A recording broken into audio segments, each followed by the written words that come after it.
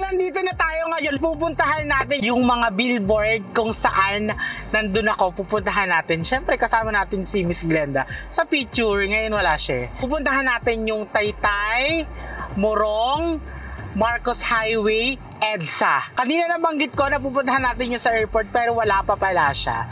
Ongoing pa lang at mag-antay kayo. So, pag nandun na tayo, i-update ko kayo. Siyempre, ipapakita natin lahat ng mga mangyayari at lahat ng magaganap. Siyempre, pupuntahan natin ngayon ang Marcos Highway.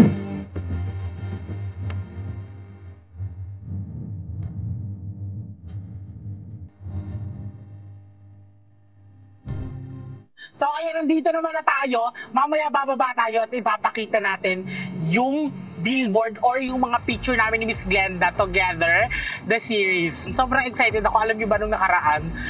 Unang kita ko siya, January 18. January 18 siya ng morning, dumaan ako sa EDSA, palipad ako noon ng Manila to Cebu kasi nga sinulog. Actually, I'm sleeping. So, biglang sumigaw si Ern, which is, this is Ern. Yes! Biglang siya sumigaw, sabi niya, oh my God! Sabi ko, why? Nandun na pala yung billboard, and I'm shocked. Na-shock talaga ako kasi tears of joy, syempre umiyak talaga ako, totoo yan. Kasi nga hindi ko maisip na, every time na babiyahe ako, nakikita ko yung ibang tao, nakikita ko yung mga billboard, nakikita ko yung mga face nila, mga artista, tapos ako na nandun, ano ba sasabi nyo? Sobrang, di ba, nakaka-proud. Sobrang nakaka-proud yun. As a content creator, baklang kanal to baklang nasa daan, hindi lang po basta-basta daan, makikita nyo sa buong daan. Diba? Dati kanal-kanal lang. Noko, daga. So, ayan, malapit na tayo sa Marcos Highway. Siyempre, ipapakita natin lahat ng mga nandun. So, dyan lang kayo, huwag kayong aalis. Ay, nakikita nyo na ba? Nakakainis. Sobrang ganda ng face ko. Oh my God, ito na naman. Naiiyak na naman ako. I'm grateful to, oh my God. Marami nagtatanong bakit ako daw yung nandyan, bakit daw ako yung ginawang face. Like, yung ibang tao nga, di ba, parang ang saya-saya. Parang yung ibang friends natin na pag nakikita yan or pag nakikita nila na tumataas tayo or yung mga achievements natin is nakukuha natin, sobrang saya nila. Di ba? Sinusuportahan nila tayo, pinapalakpakan nila tayo habang tumataas tayo. So, ayan, as you can see, nandito na tayo sa Marcos Highway at ipapakita ko sa inyo yung ipinangako ko. Siyempre, hindi ito mangyayari lahat kung hindi dahil sa tiwala ng nag-iisang Miss Glenda. Nasa daan na ako, Marcos Highway. Ito na siya, oh. Tignan nyo. So, ayan, marami pa tayo at marami pa akong ipapakita sa inyo. Hindi lang ito. Isa lang to sa mga ipapakita ko sa inyo. Mamaya, pupunta tayo sa EDSA.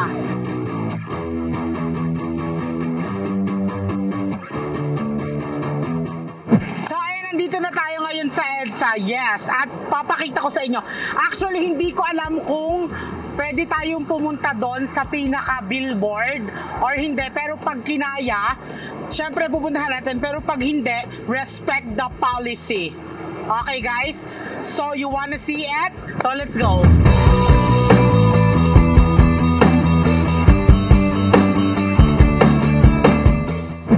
Nandito na tayo ngayon. Actually, etong EDSA na to, dito ko unang nakita yung billboard.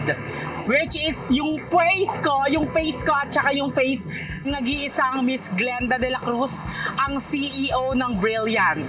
Actually, ito marami nagtatanong, ano nga daw ba yung parang first impression ba to? Ni Miss Jenny. Sino nga ba si Miss Jenny? Hindi po yung nagtitinda ng tissue. Si Mama, yes. Feeling or naramdaman ng mama ko nung naklaman niya na may billboard yung anak niya na sobrang maitsura at sobrang kinis. Siyempre, medyo tears of joy. Siyempre, hindi naman natin may iwasan. Hindi man nila maipakita personally, emotionally, deep inside, masaya sila sa achievements ng mga anak nila. Ito na siya! Oh my God!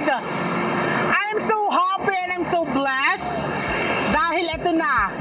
nakikita ko na yung sarili ko. At lahat dahil nang dumadaan dito, ay nakikita yung pagmumukha ko. Dahil sobrang laki niyan. So ayan na siya. Ito, pag dumaan kayo dito sa EDSA, makikita nyo kung gaano kalaki. So ayan, next. Syempre, tapos na natin ang Marcos Highway. Tapos na natin, which is nandito tayo ngayon sa EDSA. Pupunta na tayo ngayon sa Taytay.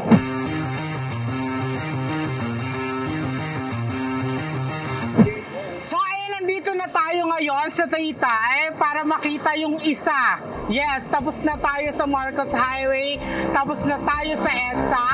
Nandito na tayo ngayon sa Taytay para makita ang isa sa mga billboard ko. Ito na siya, in 3, 2, 1. Oh my God! Sobrang nakaka-proud na nandiyan ako, nakikita nyo ako. Banda dito po, kasi dito, makikita nyo pag umaandar kayo. So ayan, mag-iingat lang po, wag po masyadong tumitig sa kagandahan ko. Baka madisgrasya. Pero wag naman sana. Diba? Sa likod niyan, nandoon yung face ni Miss Glenda, which is ang CEO ng Brilliant. Ang may pakana ng lahat ng ito. So, tatlo na po yung napupuntahan natin. After this, pupunta naman tayo sa Morong Rizal. So, ayun na ata yung last kasi marami to eh. Yung isa sa airport, hindi tayo pwedeng pumasok nang hindi naman tayo bumabiyahe. So, soon, pag nakapunta tayo doon, tapos pag nandun pa yung picture, isasama natin siya sa vlog. Pero for now, see you, kita-kita tayo sa Morong. Paalam.